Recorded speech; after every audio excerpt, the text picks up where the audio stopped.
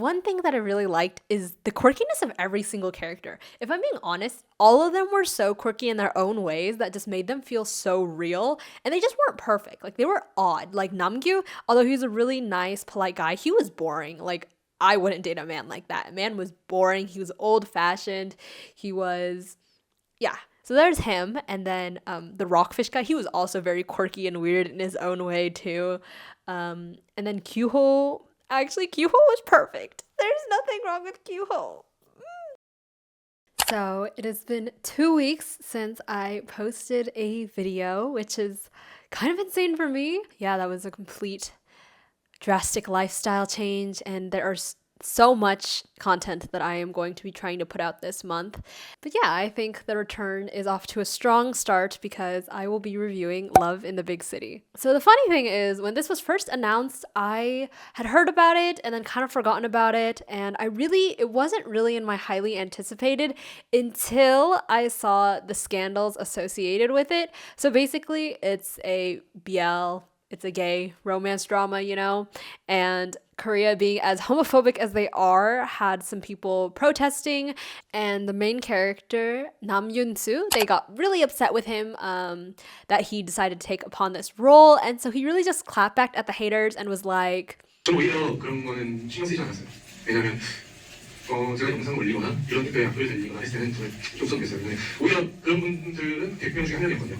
오히려 응원의 메시지가 진짜 많았고 저도 이제 자가 일어나면 100개씩 많이 있고요. 근데 장래 지금 요 며칠 사이에 엄청 많은 변화가 있다고 생각이 들어요. 많은 사람들이 생각이 계속 바뀌고 있다. 우리가 앞으로 좀 나갈 수 있는 길이 열렸다는 생각이 들었던 게 지금 계속 열려가 있어요. 그래서 저도 울컥울컥 하는데 우리나라도 많이 열려있구나. 이게 찍으면서도 저희 걱정은 별로 안 했던 게 우리 감독님들 믿고 왔거든요. 작가님들. 네, 그래서 저는 신경 쓰였습니다. 라는 말씀드리고. And so honestly, seeing that press conference interview response, I was like, oh, now I'm very invested into this drama and I really want to see it do well. Because before that, I had actually not really heard about it. I mean, I probably would have eventually picked it up, but I've not seen a lot of Nam Yoon-soo works, and there's nobody in this that made me, like, I guess, particularly interested. But yeah, after I saw that going through my TikTok page, I was like, oh, this is a drama to look out for. And I'm really glad I did, because aside of that free publicity thing that happened, it was actually a really well done drama. It was very well written, very well directed. And so I'm really excited today to be sharing this review. So the English title is Love in the Big City, and the original title is 대도시의 사랑법, which literally means how to love in a big city. So similar enough, you know, it's literally like the same thing. And this is adapted by the novel written by Park Sang-young. And so one really interesting thing about this drama is it's really cut into 4 different dramas. It has 4 different directors, and each director basically took upon 2 episodes, because the entire series has a total of 8 episodes with 1 hour long each episodes.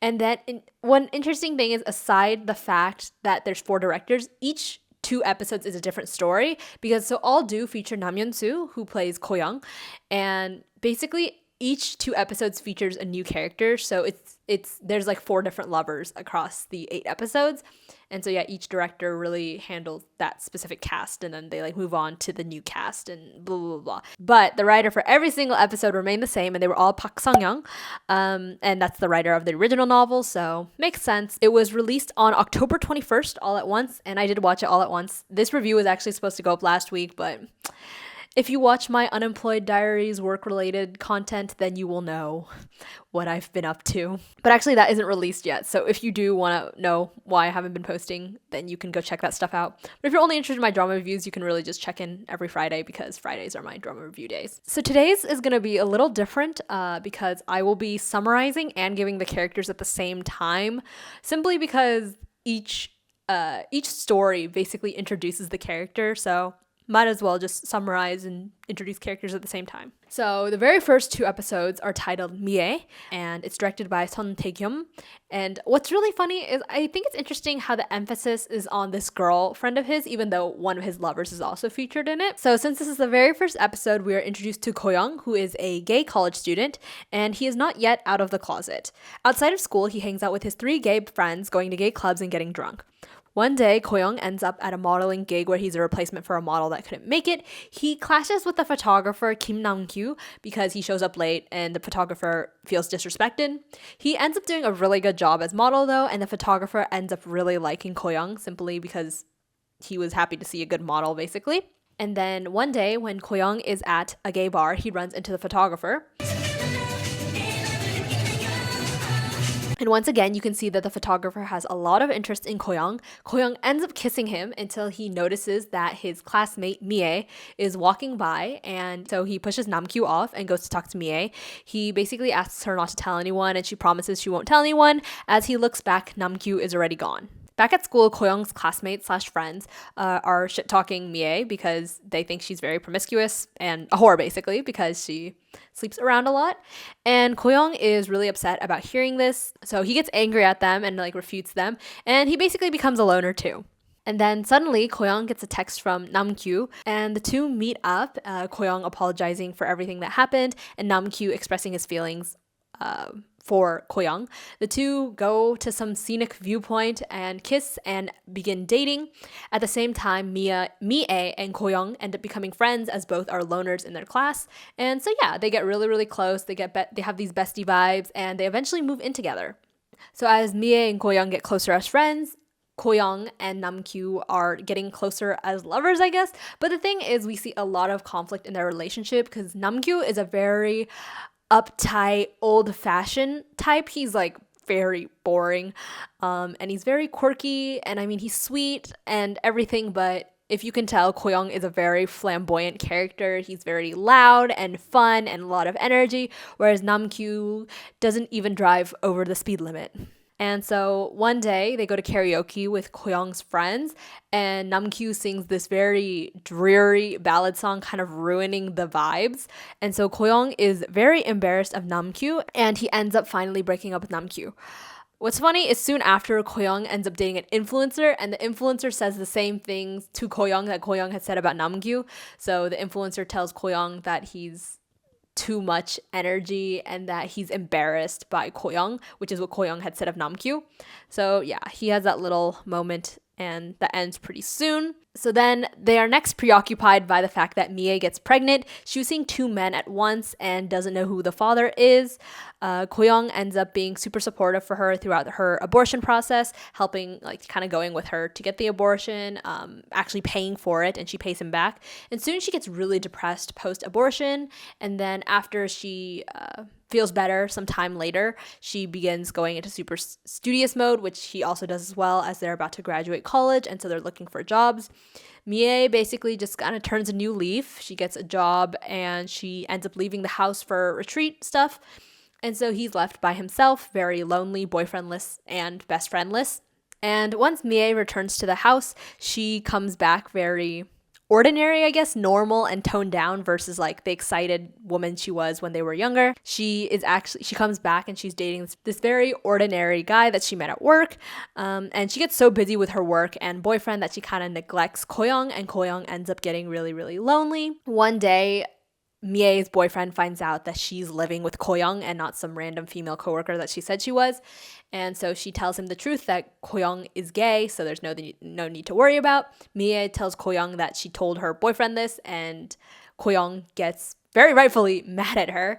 And the two end their friendship. She says some really harsh things about why he's alone and like this or whatever, blah, blah, blah, blah. And so, yeah. 걔라고 말한 거 아니지? 진짜 어쩔 수 없이 말할 수밖에 없었어. 근데 오빠가 절대 말하고 다니는 사람 아니니까 그럼 걱정 안 해도 돼. 괜찮아. 나 안 괜찮아. 그 새끼 어떻게 믿어? 미안해. 너무 말 그렇게 하지 마. 오빠가 화내고 막 갑자기 울고 그러니까 내가 어쩔 수 없이 말한 거라니까. 왜 나한테 먼저 얘기 안 해? 내 입장은 전혀 생각 안 하는 거야? 야, 너도 다른 사람 똑같아. 우리는 존나 있는 척하면서 씨. 다른 남자 만날 때마다 이렇게 하기로 했잖아. 갑자기 왜 그러는데? 그렇다고 나 아무한테 게이라고 말해도 된다는 거 아니야. 그럼 나는 아무한테 다 너가 게이라고 하고 다녔냐? 지금 뭔데? 잘 얘기해. 내 룸메는 남자만 존나 좋아하는 게이다. 지금 한 명도 없어 같이 사는 거. 그게 얘기하라니까? 언제부터 네가 그렇게 착하냐? 아니 그냥 같이 살다 보니까 이렇게 된 거잖아. 지금 이게 같이 사는 거야? 나 혼자만 먹고 나 혼자 너 기다리고 이게 같이 사는 거냐고. 그럼 뭔데 씨발 평생 너 혼자 살던지. 너는 내 생각하냐? 맨날 너 심심한 것만 중요하지. 그러니까 연애도 못하고 평생 그걸 사는 거야. They get into a huge fight. He leaves the house and he goes to a club, gets drunk, is basically a menace, and then he eventually ends up calling Namgyu. And so Namgyu comes and picks him up, and Koyoung finally apologizes to Namgyu, saying like, hey, you're a great guy and I'm really sorry that I wasn't able to appreciate you. And so I think there's closure on their relationship, and so they finally end things. 형, 미안해. 영아, 형 참 좋은 사람이었어. 근데 나는 비겁한 인간이라 날 사랑해줬으면 좋겠다고 생각하면서 그 사랑을 다 감당할 용기 없었던 것 같아. 미안해. 다음번엔 나같이 정신 나간 놈 말고 진짜 사랑 줄 수 있는 좋은 사람 만나. 꼭.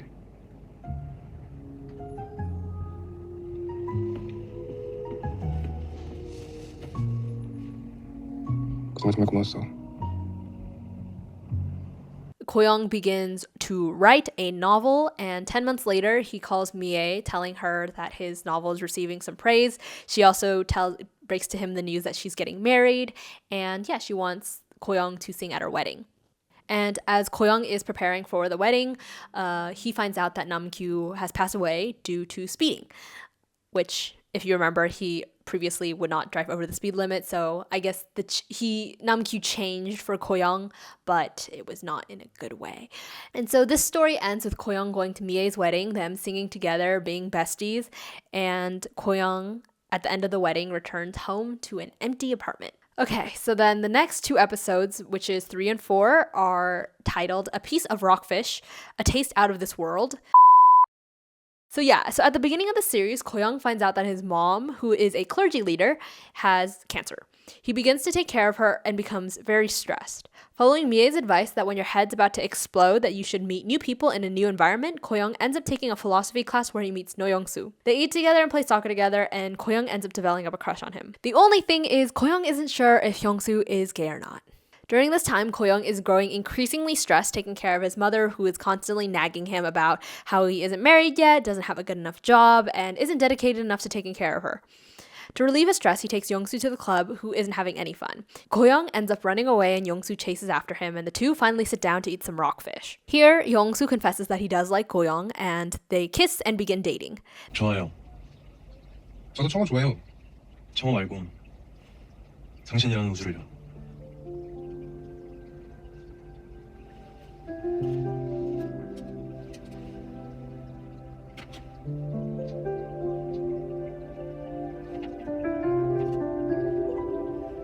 They're happily dating as Koyoung's mom's condition worsens. Koyoung and Young-soo also begin to have conflict as Young-soo hides their relationship, trying to make it seem like they're just friends. And I feel like this is a callback to Koyoung's earlier relationship where he was the one that wasn't okay with displaying public affection, but now Koyoung is more comfortable with that, whereas Young-soo is now the closeted gay. And so after one morning, after they have like some makeup sex after the same argument, Koyoung notices Young-soo's laptop where Young-soo is writing about the evils of homosexuality. This is traumatizing to Koyoung as it reminds him of his own mother who sent him away to a psych ward to prevent him from becoming gay. 엄마 미쳤어? 엄마 절대 그렇게 놔두지 않아. 절대 포기 못해. 아니 안 해. 엄마 나 싫어. 때려줘. 엄마 같이 우리 둘이 살아줘. 싫어. Koyoung tries to introduce Young-soo to his mom, but Young-soo doesn't show up. They break up, with Young-soo denying his relationship with Koyoung. Koyoung overdoses and ends up at the hospital, but survives. At the end, 1 year later, Young-soo writes to Koyoung a letter asking for forgiveness. Koyoung's mom's condition continues to worsen, and we learn that she's been compiling all news about Koyoung as a writer. She sort of apologizes for her past behavior to Koyoung after finding out he was gay, but it's clear that she's learned to love and accept him now for who he is. So then we move on to Love in the Big City, which is episodes 5 and 6, and it's directed by Hong Ji-young. This is the same title of the drama, and probably my favorite 2 episodes. So this story begins with Ko-young's mom passing away. Depressed, he goes for a drink with his friends, one of which he gets into a fight, and Ko-young ends up getting hurt as a result. As Ko-young is on the ground hurt, a bartender comes to Ko-young to tend to his wounds. Impulsively, Ko-young kisses him and then pushes him away and leaves. The bartender, whose name is Kyu-ho, goes to find Ko-young at Ko-young's work to return the brooch that he had during his mom's funeral, because remember, he's like getting over the mom's funeral. The 2 drink together, and Kyu-ho goes to Ko-young's house, and basically Kyu-ho tells Ko-young that he doesn't have sex with anyone before meeting someone 3 times. So they actually just do sleep, and then Kyu-ho leaves in the morning, not exchanging his contact information or anything. But later, Ko-young goes to seek Kyu-ho out at the club, waiting for him to finish work. The 2 go home together, and Kyu-ho mentions to Ko-young that it is actually the 3rd time they've met. So the 2 sleep together, and yeah, they just get closer. And as they get closer and go on these dates, Kyu-ho officially asks out Ko-young, who confesses for the very first time that he actually has HIV. He gives Kyu-ho some time to decide whether or not he wants to date still, but Kyu-ho chases after Ko-young, tearfully hugging him, and he gives Ko-young the name 뜬go, which I guess they translated into Krabby Tabby, and it had something to do with cats. But anyway, it was pretty clear that Kyu-ho accepted this part of Ko-young and still wants to date him.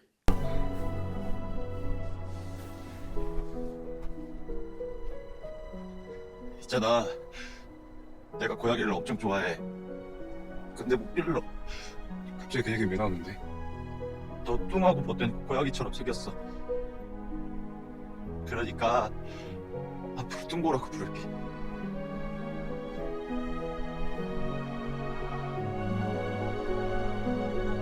In the next episode, Ko-young introduces Kyu-ho to his friends who actually like him for once. This is 2 new things. It's the very first time that he's told someone that he has HIV, and it's also the first time that his friends actually like the guy he's dating. So as you can tell, this relationship with Kyu-ho is the most serious one he's had so far. And one thing that comes up when Kyu-ho is introduced to Ko-young's friends is the fact that Ko-young has not yet told his friends about his new job. And the reason being is his new job requires a physical exam, and there is an HIV screening that Ko-young is worried about. So Kyu-ho suggests doing it in place of Ko-young, and so that ends up working out. And so obviously he tests negative for HIV and just like passes the exam. So Ko-young is at work, and basically they continue to have their relationship, and Kyu-ho, who is living with his older brother in Incheon, which is really far from Seoul, by the way.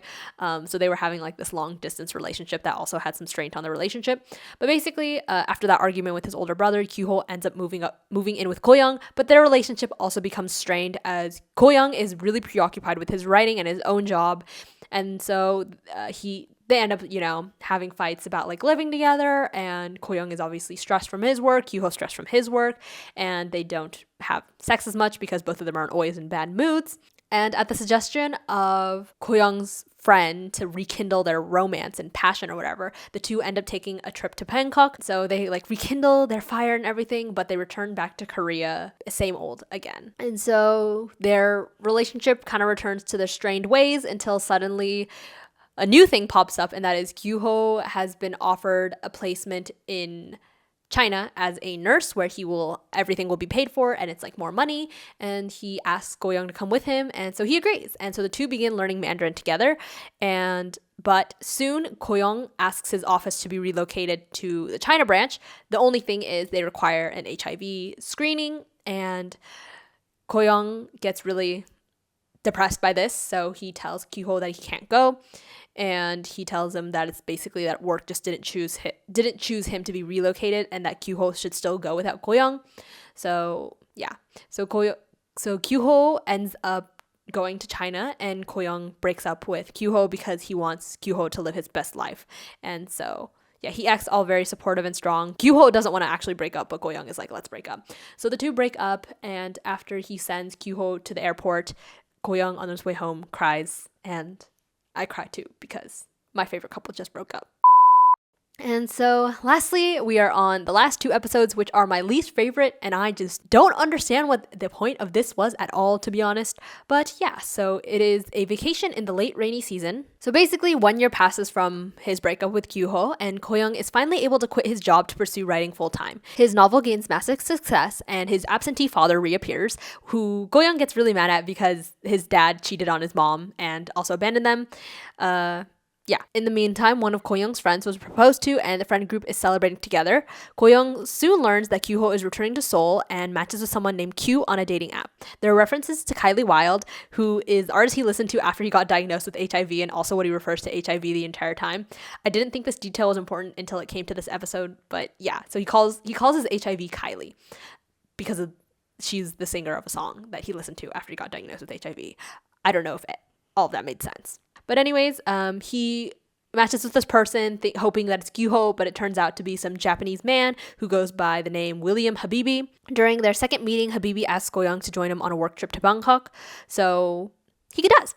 And then so while Habibi is attending business meetings, Koyoung explores Bangkok alone, reminiscing his previous visit with Kyuho. He blames Kylie, remember his HIV diagnosis, for his failed sex life with Kyuho. Later, Koyoung and Habibi get drunk together, and Koyoung finds messages from Habibi's partner as well as a picture of Habibi's family. He leaves Habibi a letter saying he came with him because Habibi reminded him of himself. Koyoung moves out of his original apartment and celebrates with his friends. Koyoung narrates how his only wish is love. If that was a really bad summary, I'm sorry, because I kind of didn't watch these. I literally just looked at the Wikipedia and stuck it in. That's essentially kind of what happens. Yeah, he just reminisces his time with Kyuho, and I get sad thinking that Kyuho will come back. But as you can tell, he didn't. So for my rating, I rated this a 9 out of 10. It was really well done. The dialogue was really beautiful. I think there's a lot of different moments that really hits you. I literally had to reskim through the drama, and so I guess going through it one by one. During the time with Mie, I really loved their friendship because people really just be hating on women for no reason. And so I really liked that we got Mie's struggles as a woman, and I loved that friendship between her as a straight woman struggling and him as a gay man struggling with their lives.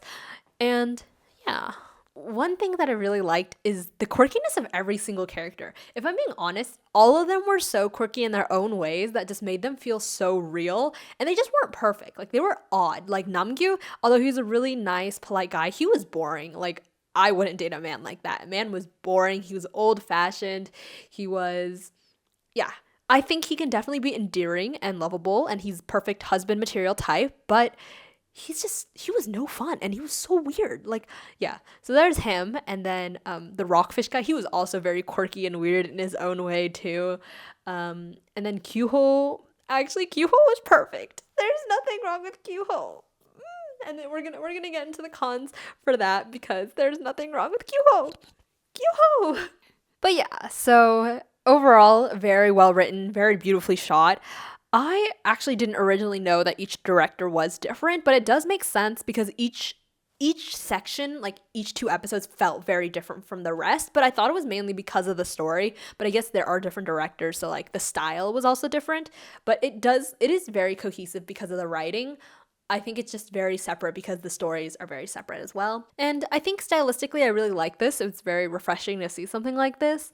The acting was phenomenal. Nam Yoon-soo like absolutely carried this drama. I was also very surprised by how much sexual scenes there were. Nam Yoon-soo kissed a lot of men, and I've seen a couple of Korean BLs, but like this really like takes the cake of like, wow, they really like went for it, because I still think that they tend to be very conservative when it comes to this. They also touched on so many different topics in here, like going back to the second boyfriend, the Rockfish guy, Yunsu. They like touched on this whole internalized homophobia. I think this drama covered a lot of very interesting stories and perspectives, and I really liked seeing, in particular, Koyoung's growth from the drama from beginning to end, and you could really tell that we really went on this adventure with him. And yeah, I really liked the realness of it. So, and then I only have one con, and it has to do with the way it ended, and I'll talk a little bit more on it in the cons. Yeah, because that's all I have to say about it. So for the pros, first up, Koyoung. I just think he's such a well-written character. He's funny, he's sweet, he's soft-hearted, and at the very core, he's just such a lover boy. Like, he believes in love, he wants to have love, and I just love that. I think don't we all really want to be loved and to give love? And Koyoung also comes from such a complicated family background with his mom balancing that whole dynamic with her being super religious and him being gay and just his trauma that he's faced in the past.